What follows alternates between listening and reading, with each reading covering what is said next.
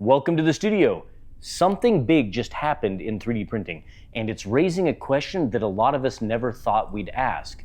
Is this the end of open source? We're watching a shift play out in real time, and depending on who you ask, it's either the future or the end of everything that we've built.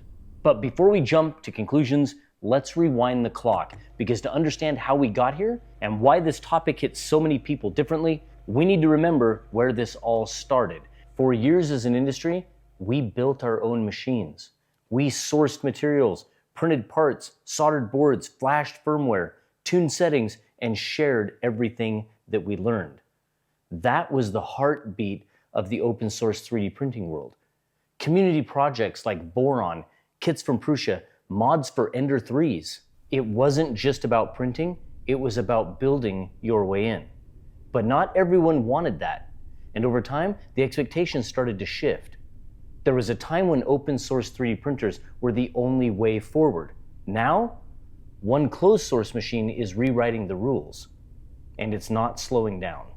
This is the Bambu Lab H2D. It's enclosed, fast, quiet, clean, prints in multiple colors, and it just works. And this isn't just a hit in the maker world. Bambu is putting these machines in the hands of YouTubers who don't even cover 3D printing. They're reaching millions of people who never thought that they'd own a 3D printer. Meanwhile, Prusa, who once proudly said that they didn't need to advertise, is now sending entire print farms to creators just to stay visible. The landscape has changed. And just to be clear, this isn't a sponsored segment. We've already made content on this printer. This isn't about hype. This is about observation. Whether you love it or hate it, this moment matters, because this conversation isn't just changing, it's already changed. The attention has shifted. And whether you love that or hate it, it's worth talking about. Closed source printers are winning on speed, simplicity, and results. But they come with trade-offs. You lose control. You rely on one company, and if that company changes direction or disappears, so do your printers. That's not how 3D printing used to work. Open source gave us freedom, community, innovation, but it also demanded patience and skill and time. And in 2025, most people just want things to work.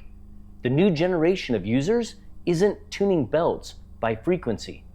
In fact, Josef recently tweeted about the ideal tension frequency for Core XY belts on the new Prusa Core 1, like we're tuning a musical instrument. And while that might resonate with hardcore builders, most people today, they're buying printers that just work. It feels backward when even entry-level machines are delivering amazing results out of the box, that Prusa is still focused on customers tinkering with belt harmonics. Most of today's users don't know what RepRap is, and frankly, they don't care. They're not here for the legacy, they're here to create. Now, as harsh as that sounds, that's the reality. And honestly, it's not wrong. The world has moved on, and the tools have too. Take the H2D's laser module, for example. A lot of people, especially hardcore hobbyists, were confused or critical about why it even exists. But the reality is, not everyone wants 10 machines cluttering their home office or makerspace. For a huge number of users, all-in-one appliances are incredibly attractive. Bambu didn't just add a laser on a whim. This was years of market research and, frankly, market dominance that shaped their decisions. They know what the average user wants, and they're building for that user. For instance, I've talked to filament manufacturers who originally thought Bambu needed to adapt their AMS to work with the market's existing spool designs. But look how that turned out. Now the market is adapting to them. If your filament doesn't work in an AMS, that's a huge negative for customers. We're seeing AMS compatible listed on filament websites like it's a feature. That's not luck. That's innovation floating winning tech to the top. This hobby has split into two camps. Those who see the 3D printer as the hobby and those who see 3D printing as the hobby. And maybe, well, just maybe, both can be true. But here's the danger. Some companies are trying to play it safe in the middle, not fully open, not fully polished, and they're going to get lost in the noise. Innovation isn't optional anymore. It's the requirement. You have to lead or you get left behind. And then there's Soval. They've gone all in on boron-inspired machines, mass producing Core XY frames, Clipper setups, and pushing open source campaigns in a way that feels refreshing. Soval's not just talking the talk, they're building what a lot of the community still wants. If you're just getting started in 3D printing, the H2D is probably everything you dreamed the hobby would be. No tuning, no bed leveling, well, I mean, it's automatic, but no firmware headaches. You just hit print and it delivers. But if you spent years printing on open source machines, swapping hot ends, flashing Marlin, compiling firmware, modding beds, tuning pressure advance, then this shift might feel like a step away from what made the hobby fun. And some in the community still insist you have to earn it, that unless you struggled with tuning your 3D printer, you're not a real 3D printing enthusiast. But we've moved past that. Tinkering isn't going away. It'll always be a part of this space, just like there are car modders in garages. But most people just want to start a car and drive. Open source isn't dead. Boron's still thriving, Prusa still ships kits, RatRig is alive.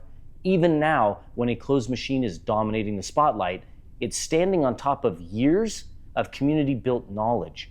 From slicers to firmware, cooling mods, motion systems, the innovation didn't stop, it just moved out of frame. Closed source machines are popular today, but open source machines are what built the foundation that they're printing on. And the back and forth between those two worlds is still pushing everything forward. Here's how I see it. Tinkering built this hobby, but user experience is what's taking it mainstream. A few years ago, I said 3D printers would start getting sensors and feedback loops, that the dumb, blind machines that we used to run would evolve. And that's exactly what's happening now. Today, printers, especially the closed ones, are smart, they're fast, and they're reliable. And it's actually rare now to see a 3D printer produce bad results. Even budget machines today are putting out prints that would have blown our minds just 5 years ago. That baseline of quality, that's what's changing expectations. People can buy them, unbox them, and succeed. That's not a bad thing, that's progress. We're not watching the death of open source, we're watching the birth of smart printing. And while some people still love to build, others just want to print. We can hold space for both, because the people who mod and push limits, they still inspire what comes next. And the early naysayers, when Bambu first showed up, people said their parts would be too proprietary, too locked down, too expensive. But in reality, they've done the opposite. They've driven prices down, now work directly with companies like MicroSwiss, Slice Engineering, and E3D to support aftermarket upgrades. That's not a closed ecosystem, that is a maturing one. And the people who just want to create, they're going to push this technology into industries and homes we never expected. So what's next? We're going to see huge leaps in multi-tool head printing, swappable heads for different materials, print styles, even functions that we can't even imagine yet. Multicolor will keep getting smarter, faster, and more efficient. But filament isn't going anywhere. A lot of people think that pellet 3D printers sound cool, but filament isn't just plastic. It's science, it's chemistry, it's tuned formulations with additives for strength, flexibility, heat, resistance, and reliability. And that's why user experience is going to stay at the center of all of this. And it's why decisions like adding a laser to the H2D make sense. Not because power users ask for it, but because everyday users value simplicity. One machine, one footprint, one workflow. It's not about gimmicks. It's about serving the kind of user who never joined a support forum, but still wants to create something amazing. Because what we're really building here isn't just printers. We're building access, it's creativity, it's tools that empower people to make. So whether you're on Team Open or Team Plug and Print, we're all still pushing forward. Now drop a comment and tell me where you stand. If you like this, give it a like and hit that subscribe button. And I want to say a special thank you to all of our YouTube members and Patreon supporters. I couldn't do this without you. Thanks for watching. I hope you enjoyed it, and I will see you in the next one. Oh, and hey, YouTube, it thinks you're going to like this next video. So go check it out.